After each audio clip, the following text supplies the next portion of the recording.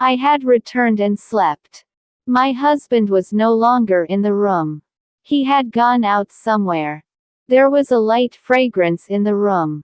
My husband must have been very fond of perfume. After he left, my eyes got tired and I fell asleep. When I opened my eyes in the morning, it was 8 o'clock in the morning. My mother-in-law came to my room and said, "Get up quickly and get ready. I want to introduce you to the guests." I saw that my husband was nowhere to be found. Isn't it good that Abdul won't be introducing the guests? After hearing me, my mother-in-law started talking here and there. I was a girl from a poor family. We didn't even have a way to get to Mecca. I kept quiet about everything my mother-in-law said. I thought that I would do as she said. There was nothing else in my life except that Mir Ash-Shohar loved me. I kept quiet. After a while, the guests came and asked me, but no one spoke to me properly. Some women, seeing me, started touching their ears as if I had committed a sin by getting married. Everything is fine with my family and my husband. I had now come to my room. I remembered the words of my maid.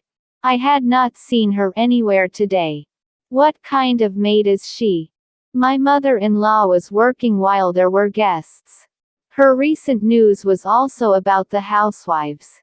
If she is a maid, then where is she during the housework? I was thinking and thinking about all these things. Then it occurred to me that why not go and look in the whole house to see where she is. So I came out of my room.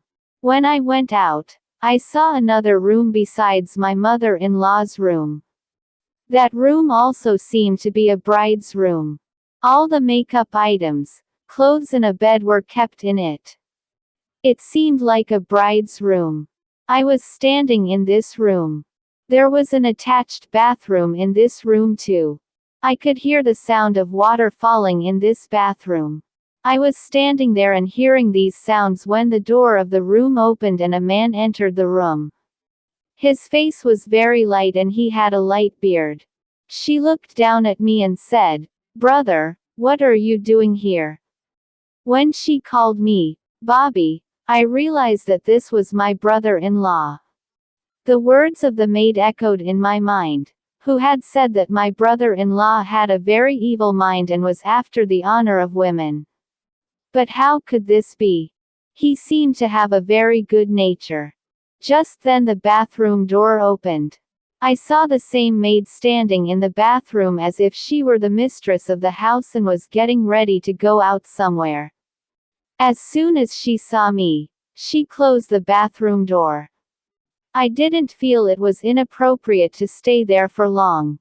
The man's voice was also like my husband's. I was having strange thoughts. I came back to my room and started thinking about all the past events. I had decided in my heart that now I will not listen to anything from this maid. I will use my mind, and instead of turning off the electricity at night, I will definitely see my husband's face. But this could not happen. I kept telling everyone throughout the day. I tried to get the light bulb fixed, but no one listened to me. My mother-in-law said that you started repairing the house as soon as you came. It has been a few days since you came here. Be patient. After listening to her, instead of remaining silent, I thought that I must find another solution.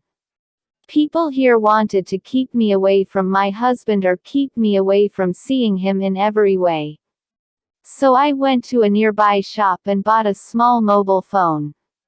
By the way, I did not use a mobile phone, but I wanted a mobile phone for a date. If I had a flashlight with me, someone would have become suspicious. I kept the mobile phone with me and told my in-laws that I have to talk to my family. I miss them a lot after coming here, so I have brought a mobile phone. My husband had no idea that I had done all this to see him. It was night time. Amir Ashwohar had not come to the room even today. When darkness fell, the night began to deepen. There was darkness everywhere. My husband opened the door to my room. She greeted me lovingly and said, "Today I have come home early for you and I will not go to duty at night either." What she had said was echoing in my mind. She came close to me and sat down. At that moment, I turned on the mobile phone and turned it towards my husband's face. She had no idea that I would suddenly turn on the date. But as soon as I turned on the light, I was surprised to see my husband and cried, "Oh God, what a great sin I have committed." I started thinking to myself. I started remembering the faces of those women who were touching their ears. Perhaps they knew the truth about my husband. Seeing this, the ground gave way from under my feet and their complexion also turned pale. Perhaps the person sitting in front of me had no idea that all this would happen so quickly and their truth would be revealed to me. I stood up in anger. "Why did you do this to me? Aren't you ashamed of ruining a girl's life?" At that moment, I took my clothes out of the closet and started packing my bag. "Where are you going?" she asked in a trembling voice. "Where are you going?" They had said that there was no justification for living in this house now. How could I live in this house in which I had fallen silent while speaking? There were tears in their eyes too, but what could I do? This was my compulsion. I had to leave this house at all costs. I had to go to my brother's house. I was poor, but I didn't want to hurt anyone. I thought to myself. I packed my bag and stood outside to wait. My husband didn't follow me. How could he have come? If anyone had seen him with me outside, then surely everyone would have said that we were both sinners. I stopped the rickshaw and I had left sitting on the floor of my house. When my brother opened the door of the house, he saw my torn condition and saw the bag in my hand. He also understood that I had come after a fight at home. As soon as my brother left, I lashed out at my brother. "Brother, how could you deceive me so much? How could you get me married to this man? What do you mean by saying this?" My brother asked me all the details. I told him the whole truth. I had also told you the incident of the night. Hearing these things about my husband, he got very angry and said, "You are not crazy, Samran. I have known your husband for a year. In fact, he had done Eid on the last Eid. I am living in my thoughts. It seems that TV dramas have affected you. Whatever you saw could also be a trick of your eyes. That is why you are saying such things again. The world knows your husband. Everyone has been inviting him to their homes. He gives a statement. He is a good Malvi. He is a Malvi." After listening to my brother's words, the face of my brother-in-law appeared in my mind. The one who called me a brother. Then who is my husband? Different questions started coming to my mind because the one I had seen could not have been my husband. He could not be anyone's husband. I thought in my heart, but my brother explained me so much and convinced me that I started feeling like a liar. I thought, let me give my husband another chance and see him. But before that, I should go and ask him the reason for all this. I wonder if they did all this to make me happy or if there was some other compulsion that forced them to take such big steps. I had come home. As soon as I got home, my mother-in-law saw my face and understood that I had come to know some truth. "Why did you cheat me so much?" My mother-in-law's face changed as soon as she heard this. "Come on, daughter, I want to tell you everything. When you listen to me, your heart's desire will be clear." You are calling such a big thing a heart's desire. It's amazing that you are a mother like that. You are not the one to hide everything your son says. Son, there is no such thing.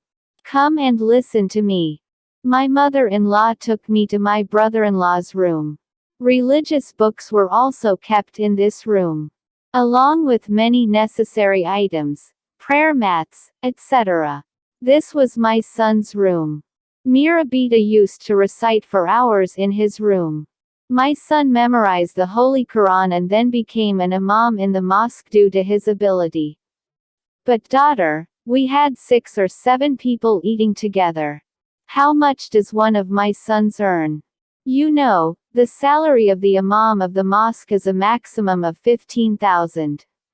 You tell me yourself. In this era of inflation, if you don't make 15,000, then what else could you do? My son left this job. This job was a happy one, but the family was not going to live in it. It was better than committing suicide, my son. He would have changed his identity by breaking the bell and changing his name. People don't even know that this Maulvi Abdullah is a nightingale. People call him by some name because he has changed his identity. If he didn't do that, he wouldn't even shave his beard. Then who would have invited him to his function and who would have given him 50,000 rupees a day, while the poor man, after becoming a Maulvi, used to get only 17,000 in a whole month?